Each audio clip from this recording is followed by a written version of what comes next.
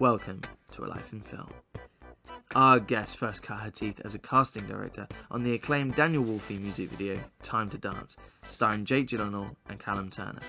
She followed this up with award-winning films such as Lilting and the Bafta award-winning Home. Over the past decade or so, she has earned a reputation for championing new and diverse talent with fantastic projects such as Netflix's End of the Fucking World and Saint Maud. She's cast all three of Robert Eggers' films, The Witch, The Lighthouse and The Northman, most recently casting what might be this year's most unsettling film, Alex Garland's Men, firmly cementing her position as one of Britain's most exciting casting directors working today. Not only that, but the future is bright with upcoming projects like Lady Chatterley's Lover and the highly anticipated John Wick Chapter 4. Our guest today is Kharmel Cochrane. It's a life of film!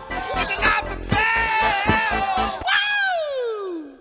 Hello. Hello! How are you? I'm good. I had a fellow casting director on here the other day, Daniel Edwards, and I thought, oh right, I know I've met this guy in the past, and I was like, I definitely went in for Ripper Street, and he was like, yeah, I've got your, and he had a whole database, and he looked it up, and I wondered if it's something you do too. Do you have like a kind of like almost like a, I guess it's like an Excel spreadsheet with all the people you've ever met?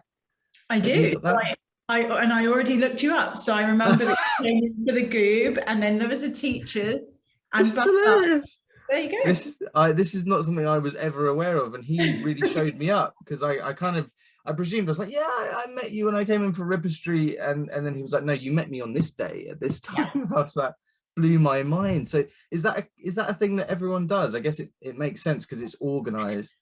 I don't know. I was quite surprised that I even had those records, because I'm a bit kind of, airy fairy, but it was there. Mine is like funny. My brain, like I still remember that day because you dance, right? Yeah. Well, yeah. Yeah.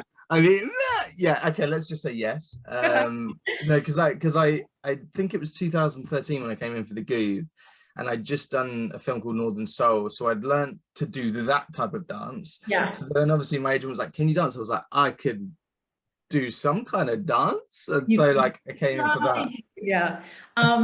No, but I remember, and I weirdly had met Elaine Constantine just before she was doing Northern Soul, and so was really tracking that film because I love the music. And right, yeah, oh, fair enough. How funny.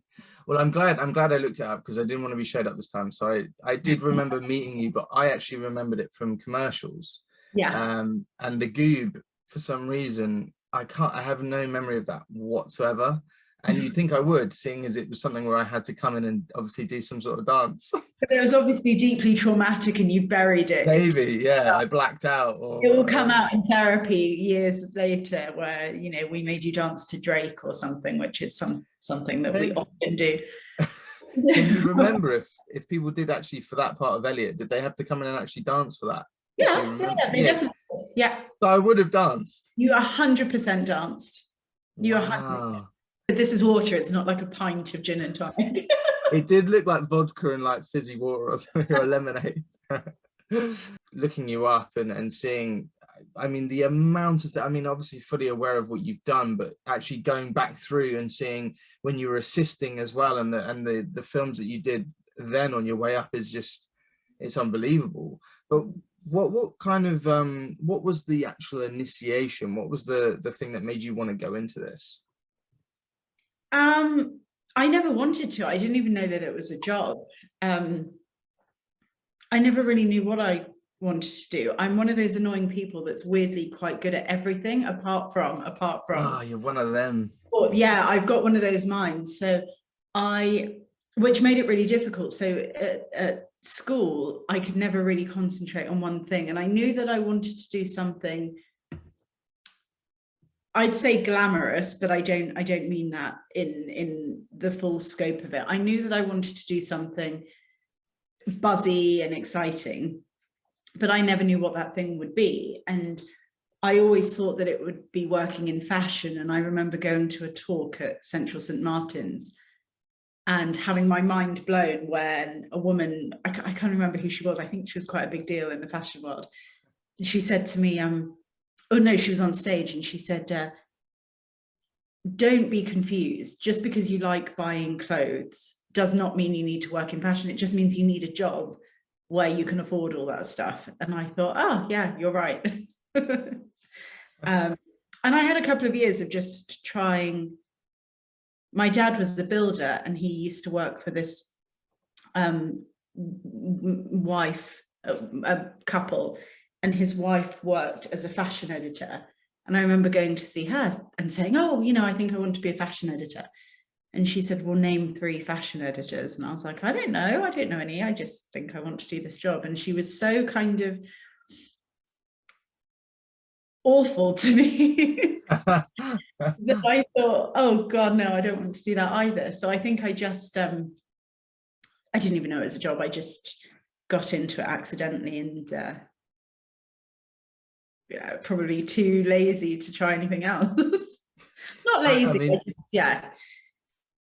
I found well, you've done pretty well for someone that you know, maybe saying lazy. That's I mean, you've done all right. So you've obviously that's what I find so funny, because I think, and that's probably a reason that I can kind of get quite into it, is because I just don't take it very seriously. I feel really lucky to be in this situation, in this position, and so it's not my entire life. Sometimes that's the best way, I think, because it's when you know, you kind of pin your hopes and dreams and everything, aspirations, all on one thing, and then you forget to have a life outside of it, which I think is very dangerous. Yeah. And I enjoy it. I think I haven't got to that point yet where it comes to Monday and it gets to Monday and I'm dreading going into work. I still find it all quite fun. How long have you been doing it now then? Because you obviously started with short films and assisting and that, but when did that actually start? So I started, my very first day was probably around this, well, it was around this time 18 years ago. Wow. So I just finished my AS levels, and I just went and worked, you know, I knew my cousin knew a director, and we're not from a well-to-do family. I sound posh, but I'm not. We're not from a well-to-do family at all. And so my cousin was like is a you know, gorgeous ragamuffin who had a director friend, and we all used to hang out together. And the director friend said, "Oh, I'll pay you £50 to go and take some photos of some kids." Sounds a bit weird now, but I did. And he said, "Oh, you'd make a good casting director." I was like, "Yeah, sure, whatever. I don't know what that is." And then I think a few days later, his sister called me and asked me if I wanted to come in and, you know, work. And I said, "Sure." And here I am. Wow. Is it make it into, no, you fake it until you make it, and that really sounds like, I mean, you kind of, well, I mean, I do that every day. I feel I've got massive surely not to these even to this day, you must know what you're doing by now. No, I feel like I've got massive imposter syndrome. Sometimes Zoom calls, I sit there and I'm sat with people that I just absolutely respect and love, and I just think, what am I doing here? That's amazing though. That's such a great place to be when you're, you know, you're enjoying it that much and you're like still pinching yourself thinking, how did I get here? That's amazing. That's all anyone wants from a job, isn't it?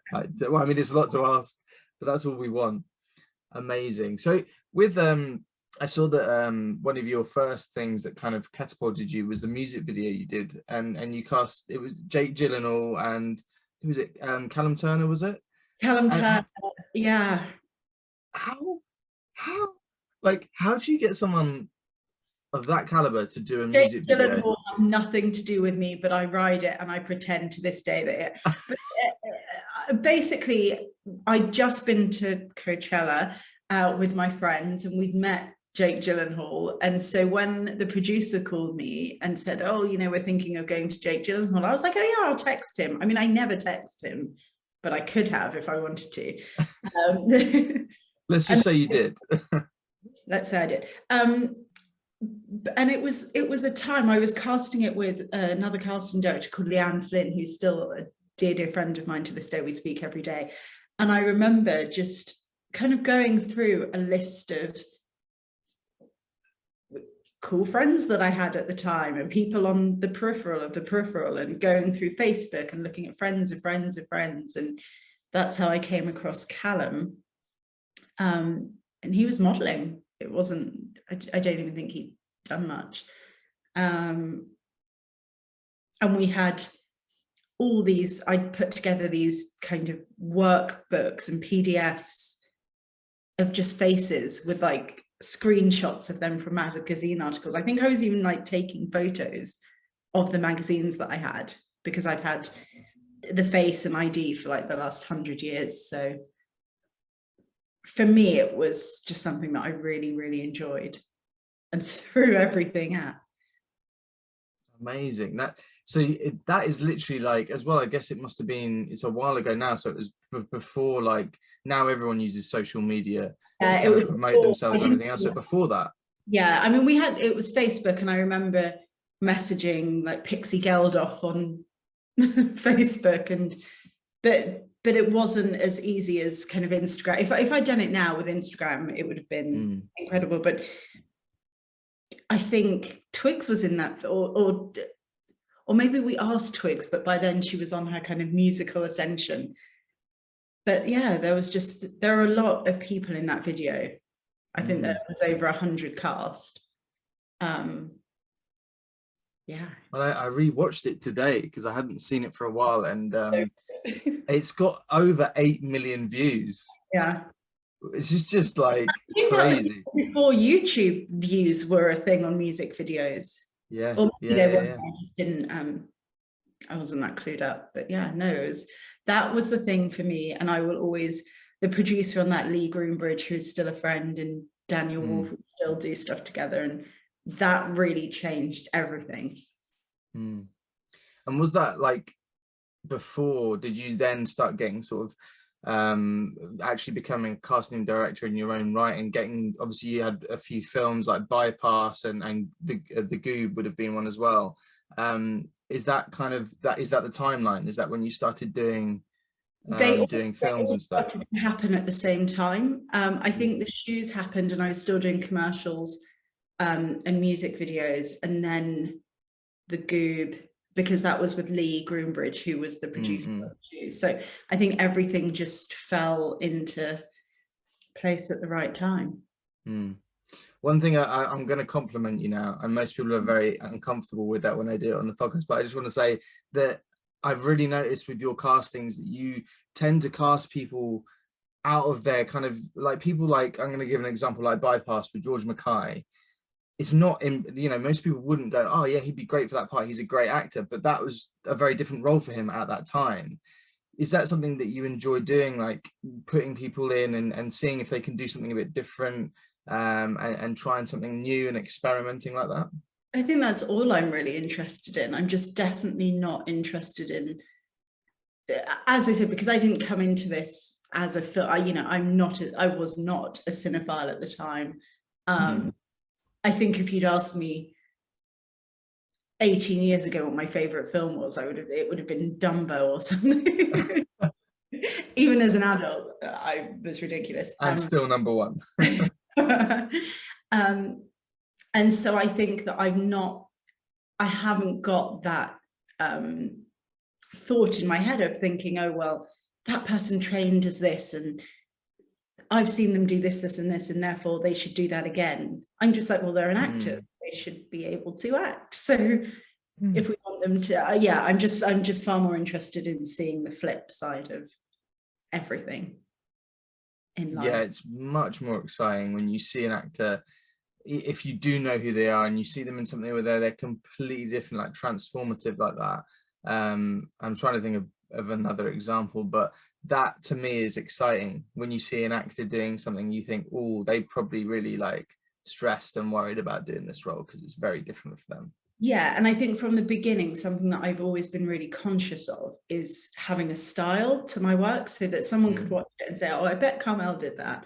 And I think I think sometimes you can tell. But it was 100%. it was looking at people like Des Hamilton, who I absolutely love, and I could always, well, 9 times out of 10, I could tell if Des had done something because I'd be really jealous because it would be impeccable.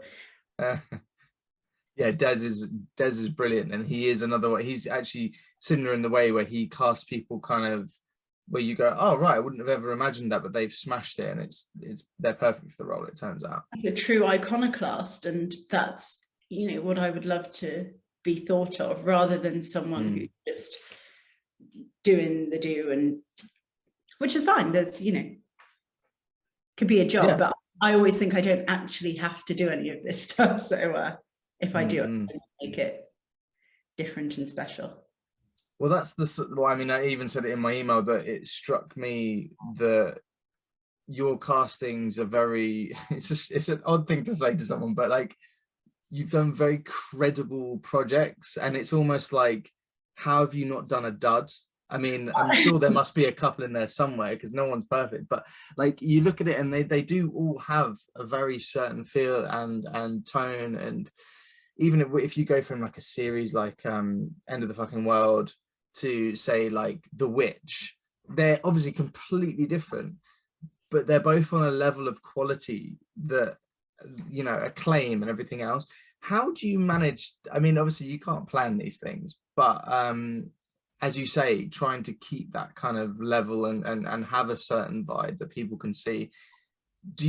How do you pick and choose the projects that you work on?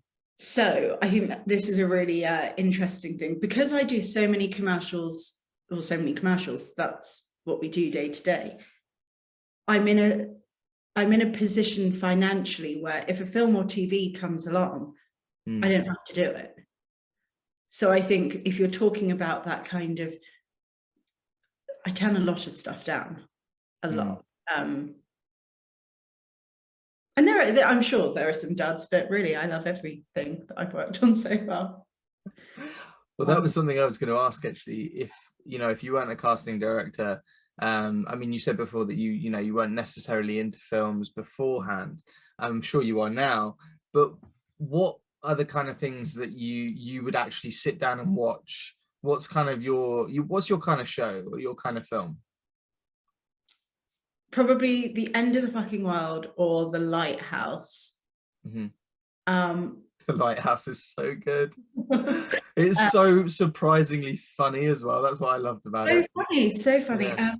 But I think there isn't really anything on there that I wouldn't watch. That's a general rule of thumb of would I pay money and go and watch this? Yeah. And if the answer is no, then I don't want to work on it. There's only been one instance, even though I signed an NDA, I feel like it's really important to talk about it, where I signed on to do something in a world that everyone would want to work in. I hated everything. Okay. Hated every single minute of it, got fired after 6 weeks. And wow. I'm really glad that happened, because it made me realize that my instinct is so correct. I knew that it was, but I was just so excited I always feel like everything that I do is kind of, niche and art. Yeah, sure. And this was so mainstream that I thought, I could call my dad and he'd actually know what I was talking about. But the experience was not for me. I was going to make a guess that obviously I can edit around anything if we say anything that we can't say, but I was going to make a guess that it was going to be something to do with like Marvel, and that it would be something like, I can imagine them approaching you for something like the Eternals, because it's a little bit. It wasn't the Eternals, but it's something that hasn't come out yet. But it was in that. Fair enough. And I'm still really confused and actually traumatized by the whole thing, because I feel like if you've looked at my body of work, you know that I'm not like a yes person necessarily. I think that there's a bit of spike and intrigue, and I definitely don't play the middle. So if you wanted someone who did that, should have hired them in the first place. Too much of an opinion and too good at your job by the sounds of it. You're not just going to follow them and be you're not even really allowed to have an opinion. And I just am too my process is so there isn't one. That, you know, it doesn't work for everyone. You're not different horses for different courses. And that one wasn't for me. I have to admit, I today, because I'd seen a lot of the things you've done, but one of the ones that I'd been meaning to watch for ages and I hadn't seen it was Saint Maud. And I watched it this afternoon, which is a bit of a bizarre thing to watch when it's still light outside. With a cup of tea. Yeah, I was like, oh, nice little biscuit and a cup of tea. And it was funny, my girlfriend's not into anything that's at all harrowing or scary in any way.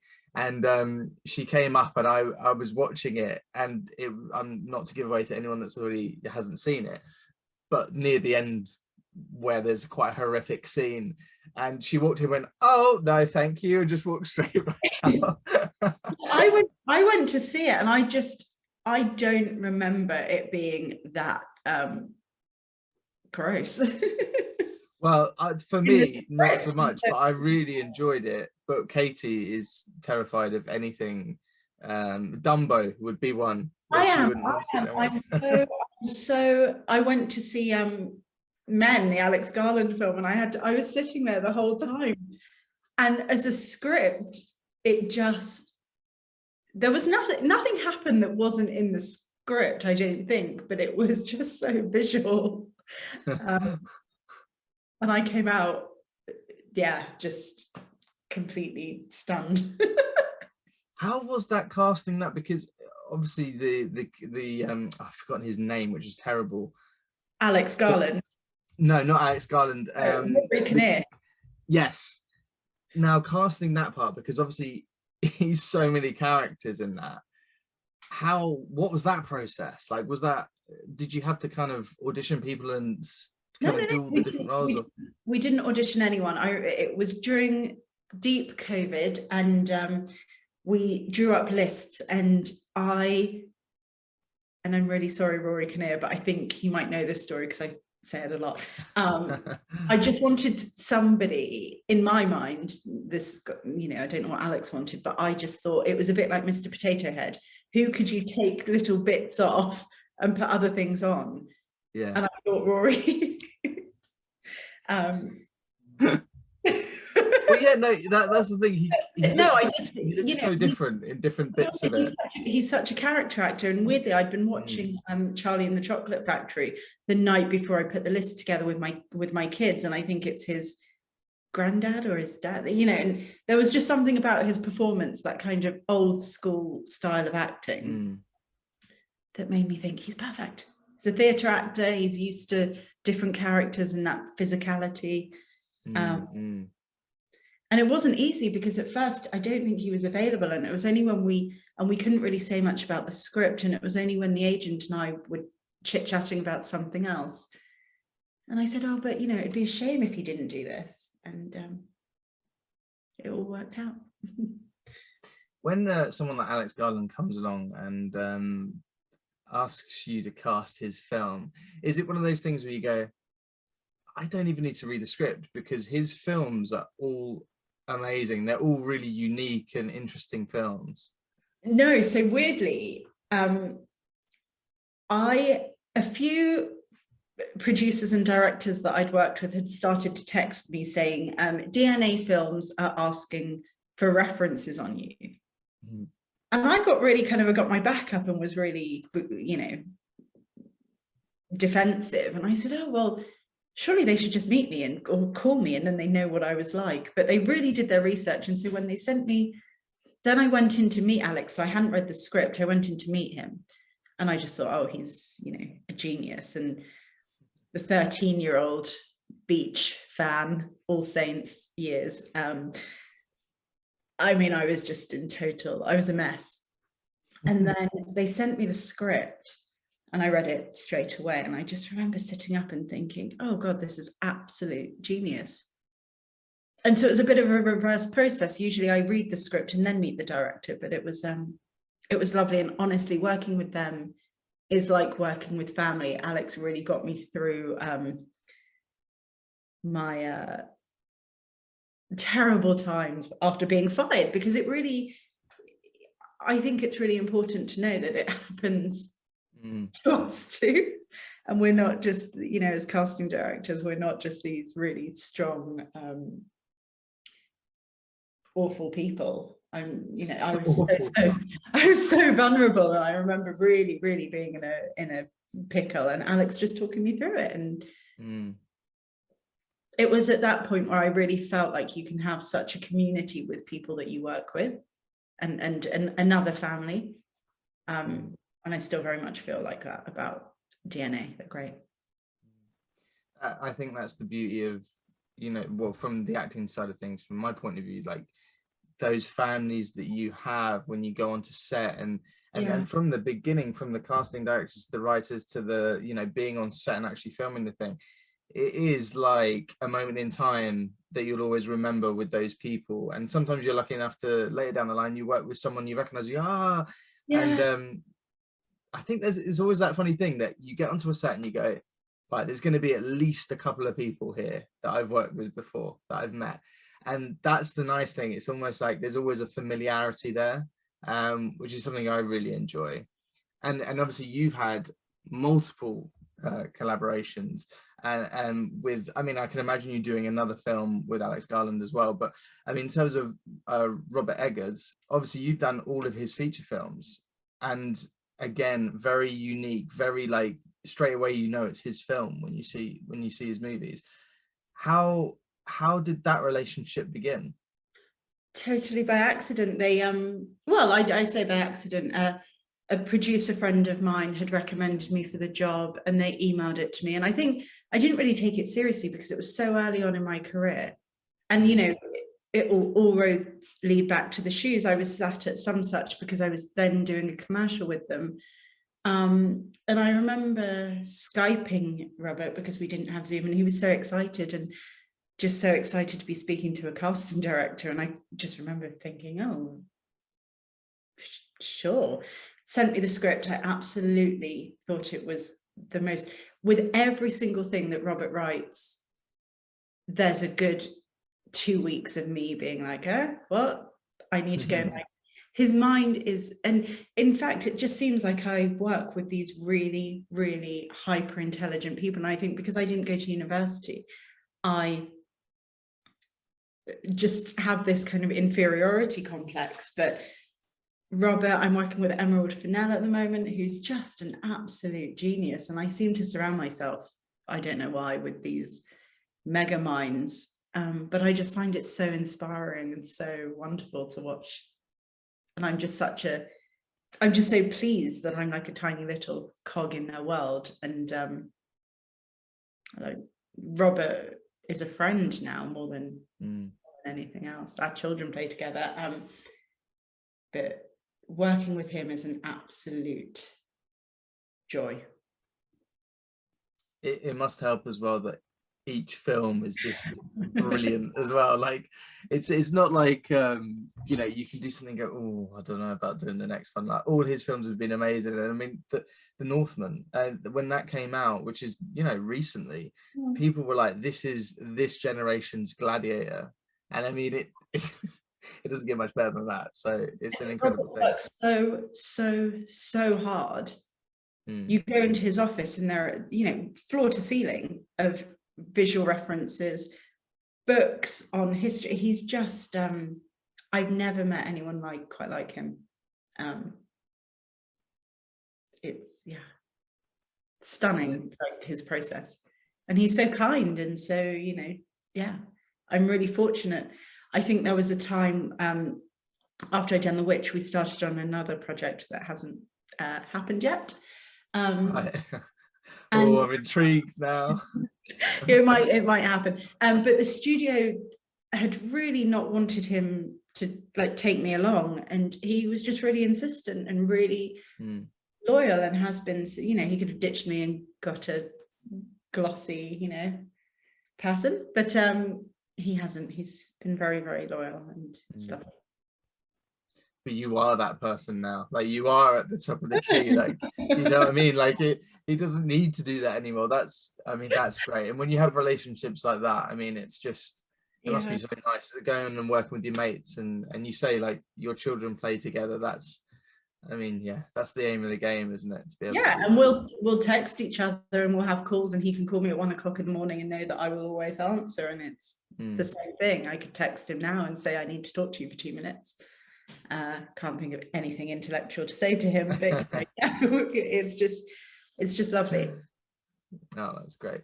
And so we've talked a lot about, you know, working and being employed and everything else, but I want to talk about the down times, the times where you weren't sure if it was going to work out, and like the early days of kind of like, is this what I want to do? How, I mean, I'm sure please tell me there must have been some sort of gap and downtime where you weren't working, but how did you feel those times? I gave birth. That was the only time. No. To be entirely honest, I'm definitely a workaholic. There's never been a time that I haven't worked, even when I had children, and I regret that. That is not something that I advocate or push for. I think if I had my chance to do it again, I would have taken that time and not cast a music video that nobody cares about now, because it just wasn't worth it. But it's really interesting. I've never had that, and this isn't at all in an egotistical way, I've never had the thought that I wouldn't be successful.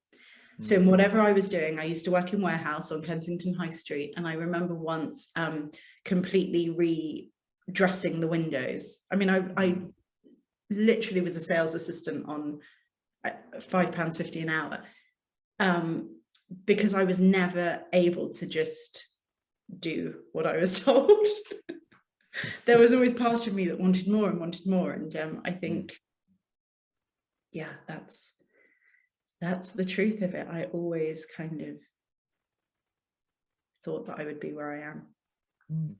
That's an interesting contrast, not to go into the psyche of the whole thing too much, but like to have that kind of greenness when you start and the confidence, but then to now feel like you've got imposter syndrome. Like that's quite funny.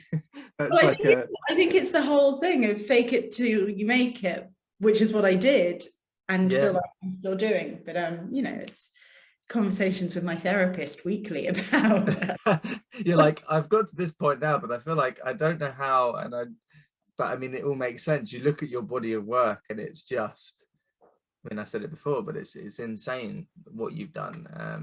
And now the thing that really surprises me, and it feels like a very different like tonal shift, but casting John Wick Chapter 4, that, I mean, I'm excited to see it more now, because I have to tell you, and this is the truth, and I'm really sorry, the only reason I said yes to doing it is because the father of my children, who I'm still with, has never voluntarily watched anything that I work on, because it's all too, you know, arty.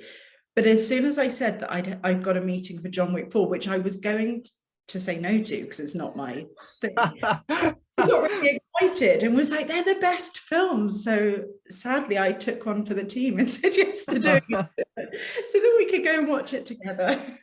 That is amazing.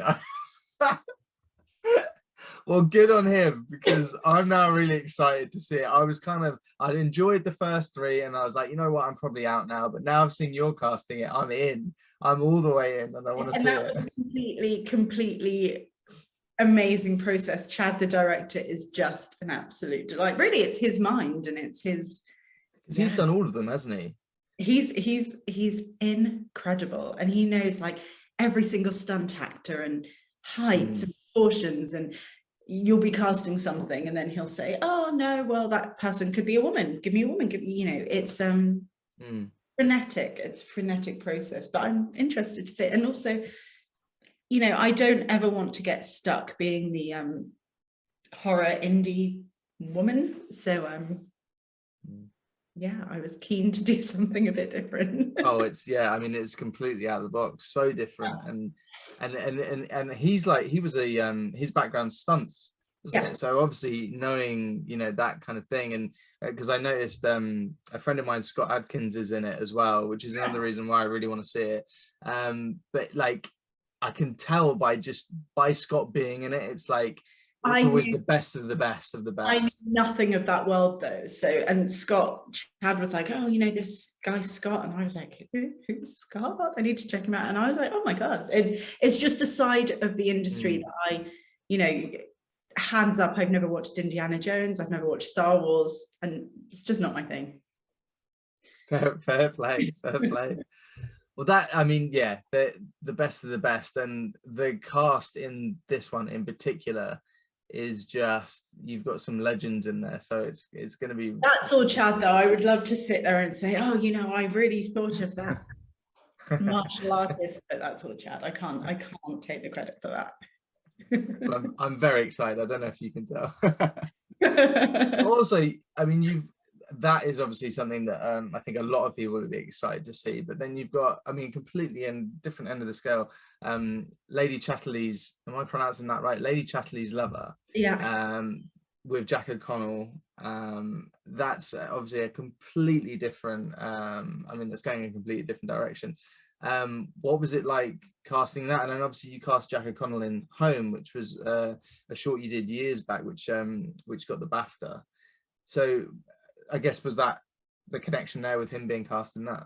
Yeah, I think that for Lady Chatterley, we were looking for Law, the director, is amazing, and I was such a fan of Mustang, and that came, and I thought, oh, we don't need another version, but it'll be really interesting to see what she does with it. But I think what I was really keen on having was that kind of really brooding masculine energy, and there aren't that many actors that I think have that kind of rugged sexuality, and Jack's got it in tons. Well, Jack O'Connell's he's one of those actors that he's been around a while now, and he's done some really interesting projects. I don't think he doesn't seem to take the obvious choices. He hasn't, I mean, I'm sure he could have gone down the kind of the mainstream route, but he's really picked and chosen. He's done more indies recently, and then things that are just a bit more interesting. He's like kind of in fact they were both in the film together, weren't they? George Mackay and Jack O'Connell. They're kind of the other end of the scale, but they're both really interesting actors where I'm sure they could have gone off and done a Marvel movie or whatever, but they haven't. They've chosen to do these more interesting, intricate roles. But yeah, Jack O'Connell is one of those actors. The minute I see something that he's in, I'm like, I want to watch that. Because he's just interesting. And he's so enigmatic as well. I just think he's just got such a lovely aura. And being sat at the read-through with him and Emma Corrin, and it's just another pinch me moment. Every day is a pinch me moment, but that was that was a good one. What's your process like once you've actually cast something? Do you like to go down to set and kind of have a look at what's going on and stay involved throughout the whole process, or do you like to kind of, once you've done your bit, leave them to it? It depends. I love a set visit, but only if it's on location somewhere. No. Yeah, if it's in Hawaii. I've never been on set to see Robert Eggers. No, actually, that's a lie. I did go to Belfast, but I think because of COVID, it's just all a bit weird. I haven't really had that experience, but no, I love to go and see it happen and just lurk in the shadows. But I'm a pain because I just, constantly think about food, and on-set food is terrible. I was going to say, it's one of the best places to be though, because there is always food, but it depends on the level of food.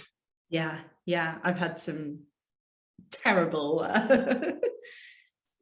terrible craft services. I can imagine the craft services on John Wick was all right though. I didn't get gone down for that. Apparently Keanu gave everyone on set a Rolex, and I just didn't make it that day. Damn it. Missed out. I'm sure he's got it for me in a box and he'll send it. He will once he hears this, obviously.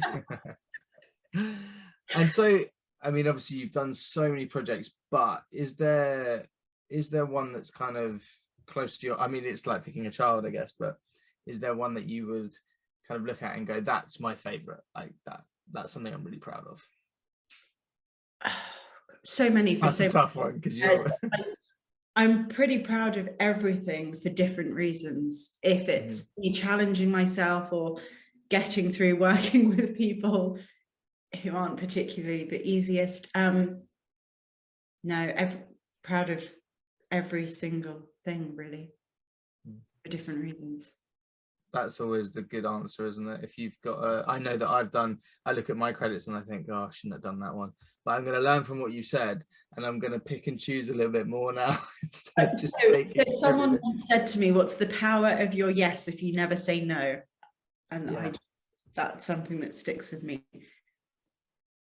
Yeah, you almost have to like have momentum to be able to feel like you can do it, but actually just saying no to something that isn't right is, yeah, even if it's just no, I don't want that Pret sandwich. You can always, there's always something you can say no to. Yeah, I was just about, well, no, I'll give you because I can always cut this out, but because I don't want to offend anyone that I work with, but I had an example of a job. I won't name it in case I keep this in, but a job that they're gonna know what it is if they hear this because the description's quite obvious. But a job where basically the lead had been shooting for a week and he pulled out, or like something happened, there was a disagreement, and he was basically let go of the project, and they needed to replace him as quickly as possible. And so my agent at the time, Curtis Brown, rang me, and they knew because it was a northern character from Manchester, and they were like, "We know you can do this accent. Can you read this script this afternoon and get back to us?" I was like, "Yeah, okay, cool." Not really knowing how kind of desperate the situation was, and I read it, and I thought, I like it, and it was like a horror kind of film, and but not one where I was like, I'm not sure about the idea of it, and in the end, I was like, well, it's a lead role, and actually, I'm really giving it away now. Though Jessica Barden's in it, which was actually the reason I took it, because I was like, I really want to work with her. I think she's amazing, and so I ended up doing it. But then my agent was basically rang me up and was like, okay, great, we've booked you a train. You've got to leave in an hour. I was like, what? And they're like, yeah, you need to go up to Manchester tonight, and you start filming tomorrow. And it's the lead role in this film, and I was like, okay, like in my mind thinking I should probably just do this because this is a challenge, and it's like it's an exercise in actually can I pull this off. So I got on the train and I was trying to learn this script that I'd only read once on this like 2-hour train, and I get there and then we started filming and we were shooting for like 6 weeks, but it was like but it was one of those jobs where you kind of like, oh, should I, because you're pushing yourself to that limit where you're like, am I actually going to be good in this, because I've taken this job on so last minute. But I am glad I did it because it kind of tested. So sometimes it's from a financial point, right? So like I know that there was one film that I did and I just had a baby and I knew I shouldn't have done it, but I said yes because I actually just needed some cash. Yeah. And I remember it being a complete and utter shambles, with the producer texting me saying that she'd come and give me cash in an envelope because I'd finished the work and they hadn't paid me. And it was just awful. And by the time the job had finished, I actually didn't need the money in the same way that I thought it was just. That's an important thing, though, I think, for people that are trying to get into the industry, and like the hard times at the beginning where you are absolutely broke. It is important to say that, sometimes you don't beat yourself up about having to take a job because you need the money. Like everyone needs money, specifically at the beginning of your career. Yeah. But and also having that money lets you do other things. So I think it's just never just learning from every decision that you make. You can't look back and say, oh, I wish I hadn't done that. There's something positive to come out of every situation. For sure. And I'll start to wrap up now because we've had a great chat, and I don't want to keep you for too much. I could talk forever. But I wanted to ask a few more things, because I know this is something that, well, personally me as well, like as an actor, I always pretend like the audience want to know this, but I want to know this too. Have you got any advice for actors going into a room for, if they're coming in to see you and they're auditioning, if they're lucky enough to actually get in the room? I know these days there's a lot of tapes going on, but have you got any advice for actors coming in the room? That's a very broad question, but anything that springs to mind. I think just kind of come in with a skip, just come in and know that you're there because we really want you there. I'm not, yeah, it makes my job easier if we get it cast. So yeah. And oh, it's so hard. It's just, relax into it, just enjoy it. But I think, I've been in rooms where it's been impossibly awkward because the director has made it so awful. But half the time anyone who's come into a casting with me knows that I will have prepped them beforehand and been like, oh, directors are real. Mostly more on commercials. Oh, that's nice that you would actually, point that out. Oh yeah, no. Yeah, because otherwise you're just walking into an absolute trap. No, if it's utter hell, I give everyone the heads up first. I've got like eye signals, hand signals, all sorts of things going on. They're going, twitching your ear like that. Yeah, don't worry, it'll be fine. Self shoot, yeah. And to finish on a high, have you got a story that, I mean, you don't have to answer this, but do you have any sort of embarrassing moment or a story that really brings the shame and makes you go puce when you think about it? Anything that you're willing to share? Oh, I mean, I've got hundreds, but the one that I always tell is I was an assistant at the time, and it was a Saturday, and I'd been sent in to go and help at an audition, and I had to read in. I'm not an actor.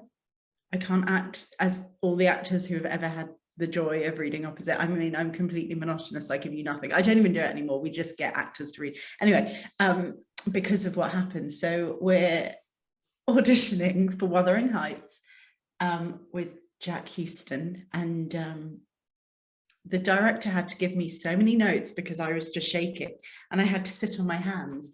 And I left the audition and I phoned my friend. I was like, oh, I think Jack Houston's a little bit in love with me.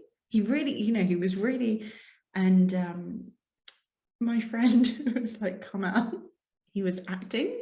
It was Kathy and Heathcliff. And I was like, oh yeah, well, yeah. You're like, he's really good.